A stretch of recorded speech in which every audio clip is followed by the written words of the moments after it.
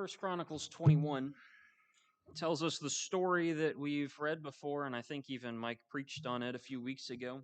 From 2 Samuel 24, the story of David giving a census of the people. We referenced it even in Bible class this morning, and how it ends up being a poor idea. Of course, there are interesting differences in the Chronicles account from the Samuel account, such as the Samuel account says God wanted something against Israel, and so he stirred up this trouble. Whereas the Chronicles account in 1 Chronicles 21 and verse 1 says an adversary rose up against Israel. Some translations say Satan did it. And so there are some differences between those two. They're worth considering. But that's not what I have time here for the Lord's Supper talk today. Instead, I'd like to point to one very particular aspect of the story that you're probably familiar with.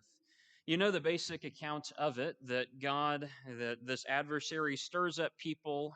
He tells David to count the people of Israel so that David knows how much of an army he can rely on. And that's a poor idea. Even Joab is against it. In verse 3, he says, no, this is a poor idea. And Joab is not the most faithful of individuals, so you would think that him saying that would really be an inclination. But no, David goes through with the count, and God does not like that. The command was evil in the Lord's sight, and so he afflicted Israel. Verse 7. He gives David an option of what he can pick for punishment, and David chooses a 3-day plague. It kills 70,000 Israelite men, probably more women and children. That's verse 14. And God even gets up to Jerusalem. He sends an angel to Jerusalem to destroy it in verse 15. But when the angel was about to destroy the city, the Lord looked and relented concerning the destruction. He said to the angel who was destroying the people, enough, withdraw your hand. And the angel of the Lord was standing at the threshing floor of Ornan the Jebusite. And that's where David goes to meet him, and there he works out a deal with God. God and man meet on the floor of this threshing area. David builds God an altar. David offers God a sacrifice. This is the location that will become the temple later on, a location where God and man meet, and man builds God an altar and offers God a sacrifice for their sins. So you have that parallel, but the words of David just stand out to me in verse 24. The vineyard owner, the threshing floor owner, wanted to just give David everything for the sacrifice, give him the area, give him the land, give him the animals, give him the grain, and David stops him. He says, no. Verse 24, I insist on paying the full price, for I will not give to the Lord what belongs to you, or offer him burnt offerings that cost me nothing. You're familiar with that idea probably from 2 Samuel. I won't give God a sacrifice that doesn't cost me anything. Because David realizes what sacrifice is. And sacrifice, even as we use that word, that idea is built into it of giving something up. If it's free, it's not a sacrifice, right? If it doesn't cost you anything, then what are you sacrificing? That idea is invalid. If it's free, it's not giving anything, really, is it? And so we sing a song like Jesus Paid It All, which ends up being quite fitting. What did he pay? Well, he paid something. What did he sacrifice? What are we remembering? Well, we're remembering something.